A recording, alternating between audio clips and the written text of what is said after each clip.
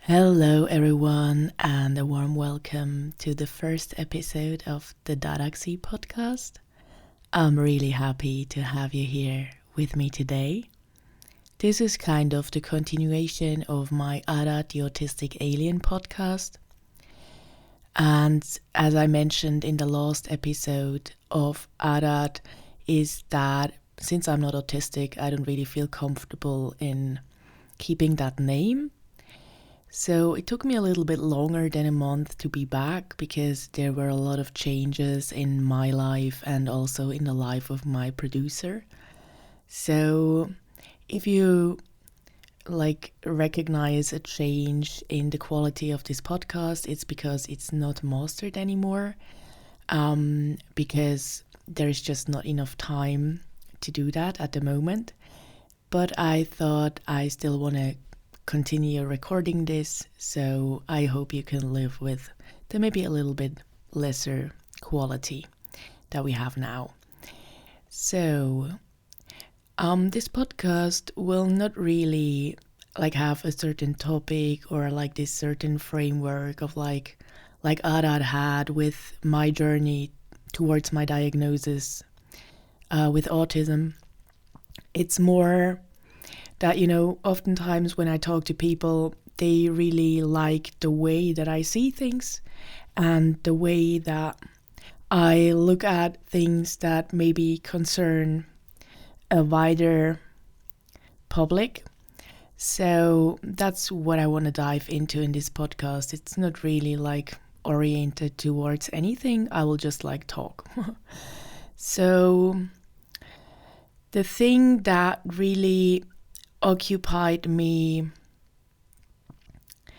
during the past weeks or even months was, on one hand, for sure, the war in the Middle East and what that brought up, and then also how we as a civilization are on the brink of very big changes when it comes to the way we live.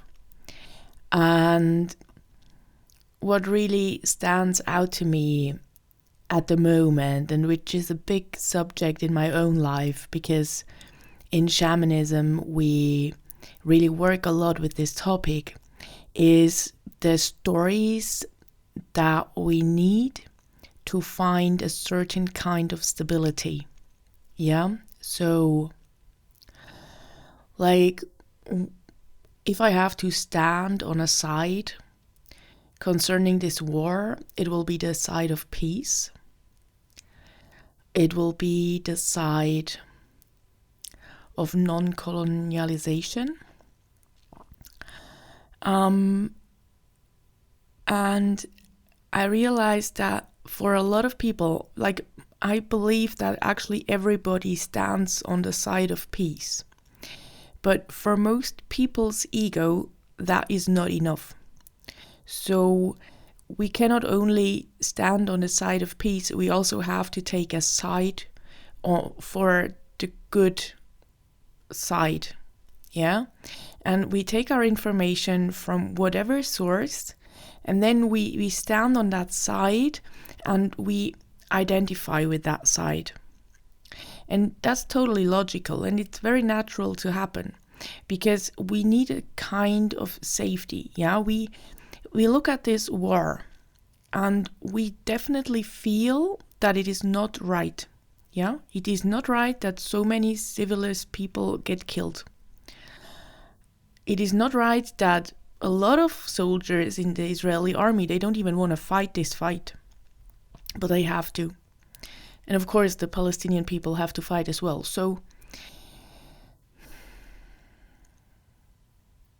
what just occurred to me so strongly is that everybody wants peace, but it seems like what they want even more is an identification. They want safety. Because a lot of people mistake peace for safety. Of course, when we have peace in a country, it is very safe. Yeah? The reason why Switzerland is liked so much for its safety is because we have peace here since a very long time. We paid a price for that, but that's another topic. So, and for sure, so like a peaceful country will have more safety. Like, I don't want to question that. But still, it's only an outside safety that can be destroyed at any time, as this war has shown. Yeah? And so I believe that, like, a lot of humans at the moment are confronted with the fact that things that they didn't think that they would happen again during their lifetime are now happening in front of their eyes. Like, wherever they turn, there is this topic, and they feel very helpless. So when we feel helpless, we tend to look for safety on the outside. And we look for safety in our morals and in our belief systems. So we gather information depending on like what sources we use. This information will maybe be more pro one side or the other side, or it will be pro peace, or it will be pro war, whatever. Like whatever the information we gather, because already the information that we gather in this time and age is information that is tailored to how we see the world, you know, and I feel like that's the big danger with the internet and all the information that is out there, that depending on what your filter is, you will not look at the same pages as information sources as others will. And because there is no regulation, there is not one page that says this is like the truth. Of course, we can like use Wikipedia, but still there are also things that get deleted there that people don't want the world to know about them. So there is not like this, like in the past, there was this one book that was like the one book with all the information towards a topic. And with the internet, there was kind of like this opening of Pandora's box, because now we can like read an article and 95% of the information is true, but 5% is false. And we take the 100% into what we like build our belief systems upon, then already what we see is very filtered. And there is not much space for other information to come in. And I also believe that that's why like the frontiers are so hard in like our times, because some people feed their information from some source and the others from another. And because they already have so different filters installed, they will feed from such differing sources of information about the same topic that there is no meeting ground anymore. Yeah, there is no middle ground, because everybody's kind of living in their own bubble. And this brings me to what I reflected upon a lot is the stories that we tell ourselves to feel a sense of identity. When we are embodied, when we are not dissociated from our body, our identity is something that we sense. It's something that we feel. Yeah, when I am fully embodied, because I did the right nervous system regulation things and I had good somatic experiences, so I feel at home in my body. I really feel my being inside my body, and I feel my body. And I feel I think my thoughts, and I feel my emotions, and I have my visions. And this is my identity.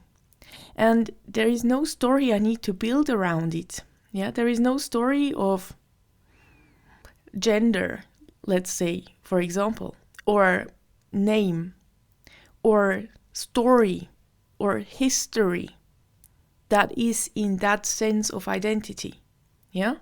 But when I am not embodied, and it happens to me a lot too, because our society is not designed for people to stay associated with themselves. I'm not sure how how much of a conspiracy this is, but it's definitely like everything tries to drag you away from yourself. So a lot of times when I did therapy, that was the main reason why it didn't work, because nobody actually was like bringing me back to myself. It was still all about the stories I told myself, the stories the world told me about myself. And all these stories were skins that were kind of, some of them I put on myself. Some of them were put on me from others. Some of them were even maybe put on me by the collective belief that something has to be a certain way. Yeah? And shedding all these skins is one very integral part of becoming embodied, because the more like I found a home in myself and I associated with myself, the more all these skins that I once identified with, because I maybe wanted to belong to a certain group, or I wanted to belong to a certain society or a certain like form of success even, yeah, or a certain form of community, they all shed and they all fell away because I was becoming more of myself, so I didn't need them anymore. Yeah. So I truly believe that the more we can associate with ourselves, the more embodied we become, the less we are caught up in the stories. Yeah? Because it's the stories that create the drama. It's always been and always will be the stories that create the drama. Because what is happening is happening. Yeah, but also like even what is happening now is the result of stories being told for so many decades to so many generations on both sides. It's the result of stories. It's not the result of what's really happening, you know? I mean, what happened is terrible, but what happened was the reaction towards a story that was told to maybe these Hamas soldiers since they were little children. And because they identified with this story, which is totally normal, you know, that's where nationalism comes from. When we are not taught a real and constructive way to connect and associate with our innermost being as a child, but we are taught to associate with something outside of us. That can be a role I have to play in my family, but that can also be a role I have to play in my society. Yeah? And the harder the life where I grow up in is, the stronger are certain expectations on behavior. Yeah? That's just like, because there is not so much easiness. Yeah? So then we get like super structurized in this thinking, and we totally identify with this story, and we can never escape the story. So whatever we do and whatever we live will be a continuation of this story. And the reason why I'm recording this is because I truly believe that the only way how we can survive the upcoming decades as humans, not turning into dissociated zombies and dying as a consequence of that, like totally, is by starting to embody more of ourselves, by associating more with ourselves, by understanding that we are not the stories we tell ourselves, we are not the skins that we were taught to associate with. Yeah, we are the snake that is underneath, like really yearning to become free, yearning to become liberated. And now comes like the biggest epiphany I had this year. And some parts of my ego still don't like to hear it, yeah? So if you struggle with what I share now, you're not alone with that. What I learned is that, you know, I always had this yearning inside of myself. So like I moved outside of the country several times. I was really like this like on this journey to find my luck on the outside, and did all the adventurous things, and I have so many crazy stories to tell, and I did all the drugs and I had all the fun. But this yearning never went away. Maybe I could forget it for a night. Maybe I could even like not feel it for a full weekend. But it was always there again. Yeah? As soon as I landed again, there was this yearning, there was this hole that I wanted to fill.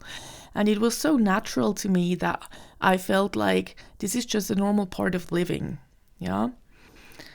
And like the more time I spent with tribes that maybe are not so connected to civilization, as we call it, the more I understood that this was not a natural way of living. It is totally not. Yeah. So, and also like I got really tired and exhausted because I never got what I looked for. Maybe I got it for a couple of hours, but then it went away again. And that wasn't really what I was looking for. I was looking for things to stay, to stick. Yeah. That's why I stopped doing all the drugs and everything. And I went on this quest on working with spirit directly, because I had this connection since a long time. And again, I didn't really like what it showed me, but what I realized is that, I was running all the time, and the thing I was looking for can only be found when we slow down. Because the true adventure and the true fulfilling in life is being fully within a moment, not wanting to be anywhere else than in this moment. And that, let that sink in. I mean, that's massive. That's not what capitalism told us. No, absolutely not. Being fully present in this present moment, with everything that it has in it, from my emotions and my thoughts and my visions and my physical sensations, fully embody that. Being in a space surrounded maybe right now by a microphone and the computer, and just fully embody that is the fullest feeling I have ever experienced. And it is always available right here and right now. If we can learn to associate with ourselves. And that's kind of like my main mission now is like, as you maybe already know, I do Enzoilia, which is this like kind of subscription. It's kind of, maybe if you know Patreon, it's a way to, on one hand, support me for the things I do. And on the other hand, you will get access to a lot of content like symbols, but also we do like weekly flow sessions. So that's really my main goal there, is to really teach. And by teaching, I never mean teaching like in school, but rather like just passing on the knowledge, which is different to teaching, about how to associate with oneself again. And we, as I said, I don't teach that, but we do it every week with a meditation. Very simple, very effective, 20 to 30 minutes every Wednesday, live, or you can get the recording afterwards.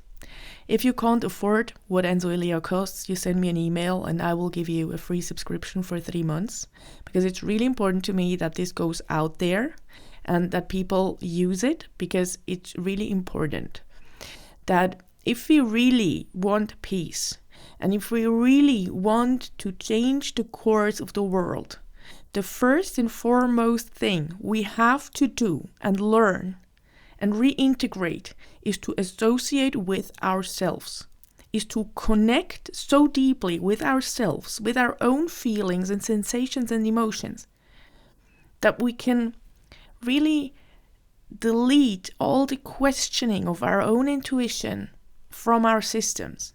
And it will take work, but it's fun work. Yeah, it's joyous work. It's actually super relaxing, because all we really have to do in order to heal, and to, like, when I say heal, I mean to fill that hole that I know that many that listen to this now know what I'm talking about. This hole that can never be filled. And maybe sometimes it can be filled because you fall in love or there is something that really excites you, but it's never lasting. And it will last in the moment where you stay within your body. Because it's not that it wasn't there. It was that we were never taught to be capable to actually perceive it. We were not taught to be capable to perceive it. And how to do that. So it's very important that we learn that. Because it's very difficult, and I'm talking about my own experience here. So, like, it's so easy to dissociate for us that we don't really understand what associating means. So I had to watch a lot of children. Like, children where I also know that they had a very lovely birth and they had a good pregnancy, and just like they arrived here kind of whole, yeah? Not like traumatized or with a lot of stories from their ancestors or whatever. At least it looked like that for me. So, and I really had to like get into that flow of, wow, they're so whole. There's not like story, there's not so much as like holding oneself back in those kids. And to really understand, because that's how we are born, you know, and that's or how we are born when we are in a good society. And I realized that these babies really are like kind of the best example or role model for us to learn to associate. Because young children, like of whatever race actually, like it could even like be a cat, it doesn't matter. Like they, even plants, baby plants, they are reaching out. Yeah, they are associating with the world over themselves. Yeah, so that's why they take everything into their mouth, because they want to know how it is perceived with the tongue. Yeah. And like, I'm not saying that we should lick everything that we touch now, but what I'm trying to say is that when we watch children associate with the world, that's where we can learn to associate to the world too over them. And I feel like that's why having children is so healing to so many people. I mean, I don't know, but I just observed that it really has this effect on people, that they really feel better when they had children. And, you know, for me, it always was like the worst thing to think about, like associating more, because I was always on the run. Yeah, so I felt like, okay, this like filling this hole will be found somewhere on the outside. It will be something that I do. It will be something that I run towards. It will be an adventure. It will be an experience. And as I said, sometimes it's still hard for my ego to grasp that it's the opposite. So what is really going on is that I find the fulfillment in each moment that I'm fully present with everything that is. And in that moment, I don't feel the hole. Because, and that's interesting, I believe that that hole that we can feel maybe in our heart chakra or in our solar plexus is actually the missing piece. And the missing piece is our own attention. The missing piece is our own association with what's going on inside of us. Yeah, like children also do not question their own reaction towards things. If something is too much for them, they will cry and scream and throw themselves to the floor, like whatever. Yeah, there is no like control. And we as adults nowadays, we believe that this control is something healthy and it's good to have it, but I still really do not believe that that's true. I believe it's way better to really go with what the body wants to do right now. Like if I'm angry, I will shout and I will scream, but then I'm not angry anymore and it's good, you know, because I let it out. I allowed myself to have this emotion. Of course, I do not like blame it on others, and I don't fight others in this experience, because I know I'm very impulsive. So it's in the end, it's my anger. So I have to deal with it. Yeah. But I found ways and solutions to associate with my anger and understand that whenever I'm angry, it's actually like one of my boundaries has been crossed. And I can, first of all, like release this anger, and then I can use the anger as fuel towards the solution. So how can I like use the energy that this anger gives me to communicate my boundary more clear and to take care of maybe what has been damaged because the boundary has been broken or overstepped. Yeah, and like all of this, like, you know, like we as adults, we tend to dissociate from ourselves and then overanalyze with our mind what was happening, instead of just associating with the emotional outburst that we had. Yeah? So like rationalizing our experiences goes into the same direction as the thing I covered before, the stories that we tell ourselves, and the stories that are told to us, that are fed to us, and the stories that we repeat over and over by the things we watch and by the accounts we follow, and. So these are all stories. And that actually means that instead of feeling my feelings and being with the emotion at hand and then like letting it pause, because it will pause eventually. Maybe I have to release it one way or the other. Maybe it's enough to just observe it and be with it. But then I can really like, it will go. But because I'm already questioning if I am okay to have this emotion, I will like dissociate from feeling the emotion, and then I will go into my mental body and I will overanalyze and I will rationalize my experience. And that's where all this like behavioral therapy comes from, cognitive behavior therapy. And I believe that's why it's not really working for a lot of people, because it's a dissociating tool. It's not associating. It's not connecting you to yourself. It's again escaping into the mental body and staying in the stories that you tell yourself and that psychotherapy tells you and.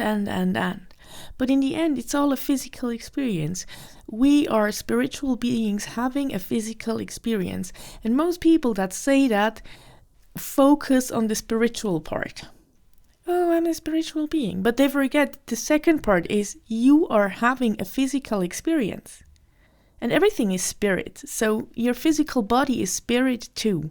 And everything that you have ever lived through, plus 7 generations before you, is stored in your cells. It's the stories. And we can change them. We know that we can change epigenetics by the way we eat, what food we put into our body. Now, what is food? Food is also information. So, the more dissociated we are, the less healthy food we put into our bodies. And the same is with information. If I'm dissociated from myself and my feelings, I will let in a lot of information that is actually not healthy for me. Maybe I will let music play in the background that I don't even really like. Or I will read the newspaper, although like I would feel bad afterwards, but I don't feel it because I'm dissociated. Or maybe I watch movies that actually make me really scared, but because I'm dissociated, I don't understand it, I don't feel it. And to actually feel something, or to maybe fill that hole for 2 hours, because I'm feeling scared, now I don't have to feel the hole, I watch the movie. Yeah? And all of this, each of these actions actually dissociates us a little bit more. And that's why it's sometimes so hard to find our way back to ourselves. And I believe that the more I'm in the thinking of, oh my God, I'm dissociated of myself, so now I have to associate. The problem with that is it will actually create more dissociation. And that's why I just do Enzo Elia and I do the flow sessions, and everything that you can find in Enzo Elia that you can work through on your own is shamanic stuff that you can just listen to, that you can just absorb as information that will help you to associate everything. No matter if you're a person that likes to read, or you're a person that likes to watch videos, or you're a person that likes to listen to audios or do meditations, they're all the things that you find in there, or even if you work with the runes or with the Celtic tree astrology and so on. It's all designed to help you associate with yourself in a playful way, and it's just playful. It's just fun. There is no studying involved. There is not like, you don't have to read a lot of text if you don't like reading. There is just like, you can go with your own flow. And then we do the weekly sessions. And there also, I will not tell you, oh, today we do this exercise to associate. No, we just do a meditation. And you get the recording, so you can do that meditation over and over and over again if it's one that you resonate with. And if you don't resonate with it, maybe next week we do one that you really like. And to me, it's just very important because, like what I really dislike at the moment is that like this whole spiritual thing has become very capitalist. So everyone's about how to earn shit tons of money in a spiritual way, or all these kind of things. And it's always about like embodying more light, or like going somewhere that we are not right now. And as I already stated so many times now in this episode, that's exactly the opposite of what's healing. Yeah, it's not about getting somewhere. Associating to yourself is not a point in the future you can reach. It's something that you can do right now. And you can do it right now to the level that is available to your conscience at the moment. And then the more you do it, automatically the better you get at it. Yeah? So, if you feel like you want to associate with yourself a little bit more, just try for once to breathe into your feet. Now that might sound a little bit hippie-ish, so just go with like your experience. I don't know how it is with you, but my experience of life mostly happens in my head. Like my head is the one part of my body that I really perceive very strongly. So we just take this consciousness of our head and we let it travel down into our feet. Maybe it comes easy to you, maybe it doesn't come as easy to you, but it doesn't matter really. You just let that flow whatever you can into your feet, and you breathe very deeply in and out through your nose if you can.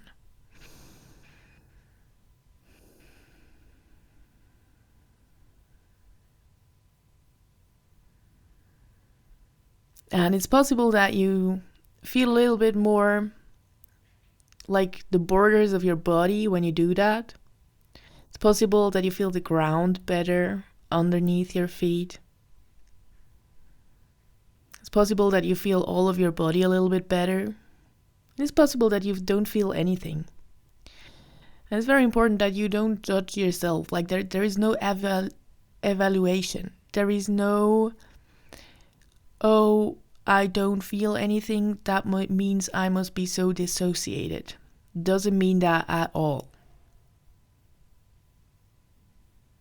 All it means is that right now you don't feel anything.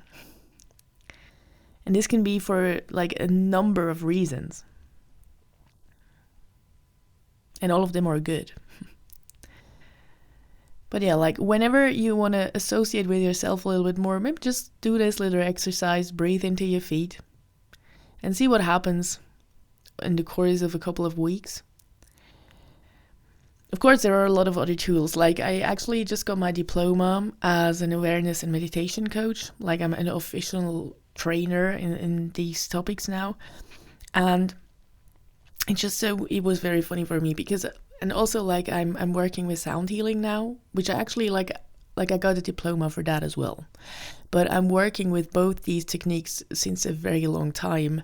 And the reason why I wanted to get the diplomas is just that, like everything I do, like there was this base that I maybe got trained in something like trance healing or something like that. But then like it totally evolved into its own thing. My work always evolved into its own thing because I had this very strong connection to spirit that just told me, oh no, you do it like that and you do it like that and then you do that. And I just follow because I'm like a practitioner of the left-hand path. So to me, it doesn't have to make sense for me to do it. I usually do it just the way it comes to me, and then I see the effect and I'm happy with that.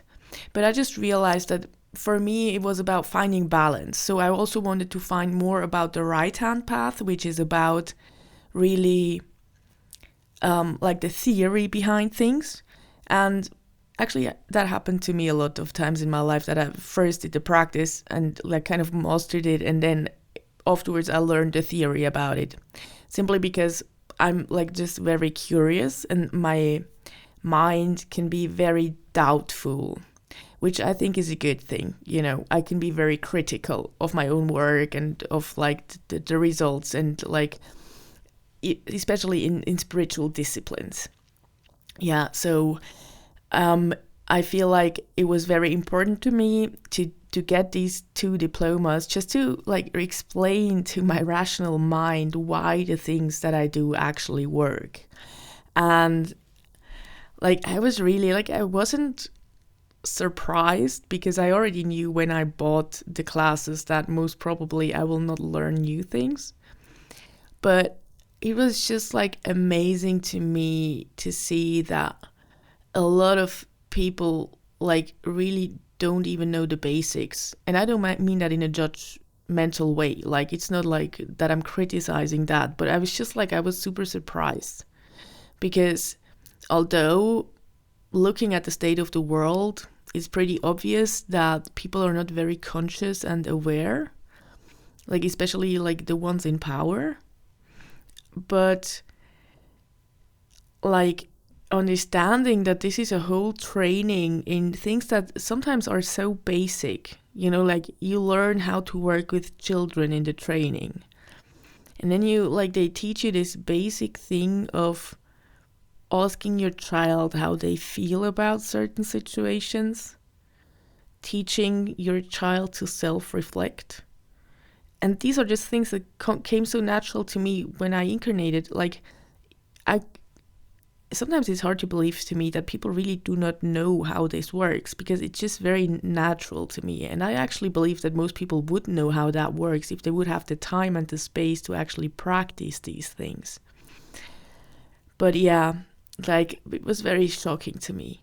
But then again, I'm like really happy that now I got these diplomas, so I even have more framework around what I do. Like, it doesn't change what I do at all.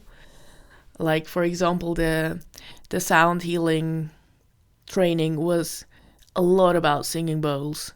And I work with singing bowls, I love them a lot, but like the main thing I heal with when I work with frequency or with sound is my voice. And there is not a lot about this in the training, but still, like, there was a lot of things explained about how sound can actually work within the body, because we have so much water, so the vibration goes very deep into the cells and all of these things. So it was very interesting. And I got these diplomas now, so I'm happy. But yeah, anyway, it was very interesting also to like kind of add this to what I already do, because I believe that now maybe I have a better idea of what is really needed. And maybe I also came through like these trainings, I came more to the conclusion that, okay, what we really need to do here is to associate. And it's kind of what all my work is about, is to associate, not like to come back, to embody, not to escape from something, not to run towards something, but to arrive so fully in the moment that we understand that there is no tomorrow, that everything is right now. And it's the now that will transform into a future, or into a perceived future. So what we need in the future will be here right now in some form already. And the more we can value the now that we have, although maybe it be hard, yeah? Life is not always about having a good time.